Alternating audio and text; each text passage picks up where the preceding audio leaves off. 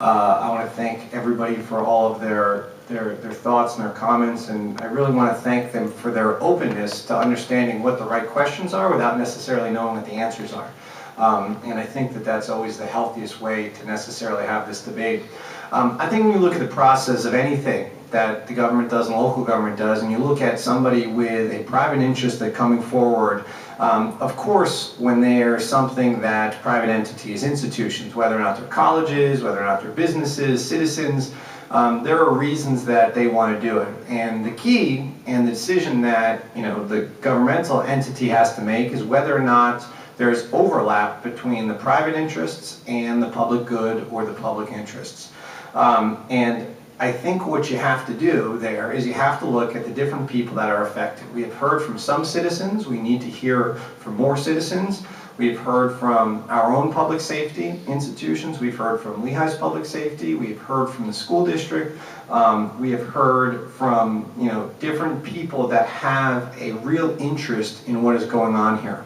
I'm going to repeat some things that other people have said tonight, but the one thing I do want to kind of stress here is that we are very fortunate here, in that a lot of times we have to deal with hypothetical benefits or hypothetical negatives, and we have to deal with, I feel this is going to happen, or I think this is going to happen, or I really have this strong feeling, and as we've talked about, and as I've talked about in the past, is that's not always the best way to make decisions. The best way to make decisions is when you have rational, qualitative data to be able to go on. That's the best way for us to make decisions, and that's what this is really about. It's about giving the city and the public an opportunity to see whether or not there is a public interest in doing this. I really appreciate a lot of the comments today from Lehigh and also from the citizens, and that the real boundaries between Lehigh and the community are not unique to Lehigh and the South Side, but they're also not physical.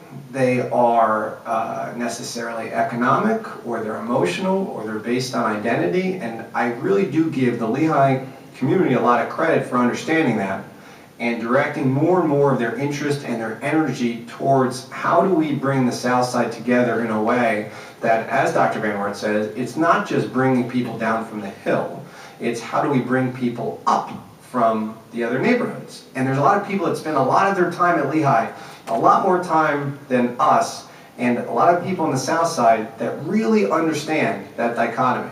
Is that what we need to try to do is how do we bring people together? I think we are getting pretty good. Our community, the country, we're getting pretty good at creating things for people that fit exactly what they want to do. What we're not as good at is bringing people together that have different identities that necessarily can kind of interact in that kind of diverse way that creates a community. And if this is done well, it's another step in that direction. When I read the letter from Mr. Stringfellow today, or we got a couple days ago, and I look at the goals here, and I think that's what this is really going to come down to, is like the laudable goals as far as concerns about safety for the 1,200 pedestrians. That is both a city issue and that is also a Lehigh issue. The second and the third one, a desire to knit together the Lehigh campus and to hopefully draw more students to the South Bethlehem Business District, and also creating an attractive pedestrian walkway for both the Lehigh community and the Bethlehem community. Those two goals especially have an overlap between the City of Bethlehem's public good and Lehigh University's self-interest. But that also has to be proved before anybody is able to take that next step. If this was just good for one group of people, this wouldn't make sense to do. And when you look at those two things, I think one of the challenges of the study is going to be how do we necessarily prove those things? I spent a lot of time in Lehigh classrooms because I went to Moravian, but I could not take some classes at Moravian because my father was my professor. So I understand that sometimes questions are difficult to answer. And sometimes you have to make decisions even if you don't have great answers.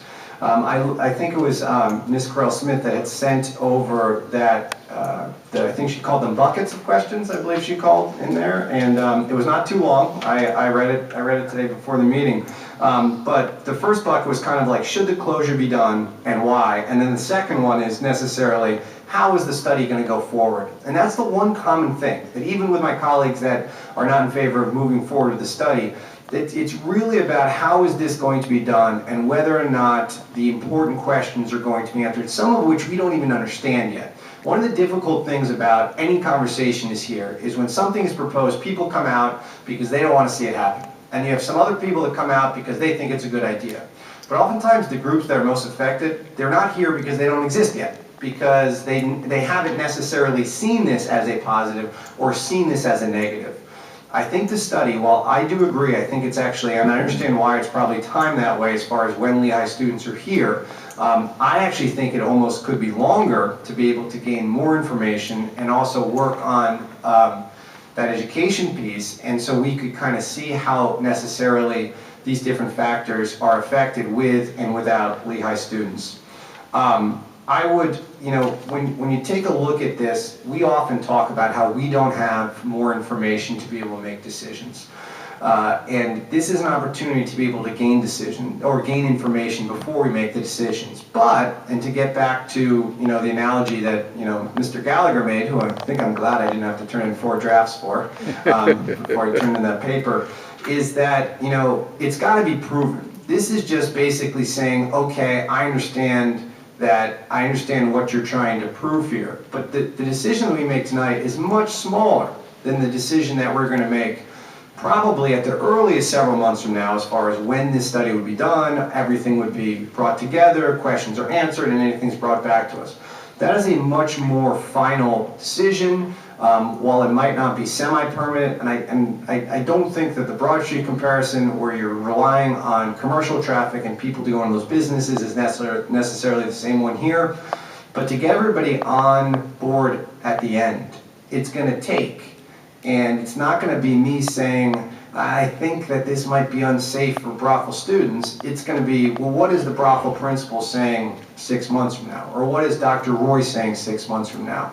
Or what is Chief Deluzio saying 6 months from now? Or Mr. Alcala? Or what are neighbors saying 6 months from now?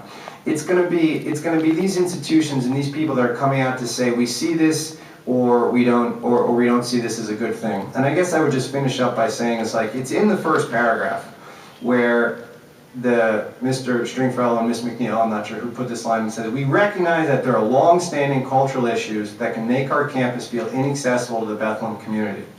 I think that there is an opportunity with this to really kind of go about doing this the right way. I understand that you can never answer all 500 questions, and that's not a reason not to move forward. But I do think we can do a pretty good job of trying to look at these different buckets that Ms. Carl-Smith referred to, some of the different ideas and the potential long-term and short-term ramifications.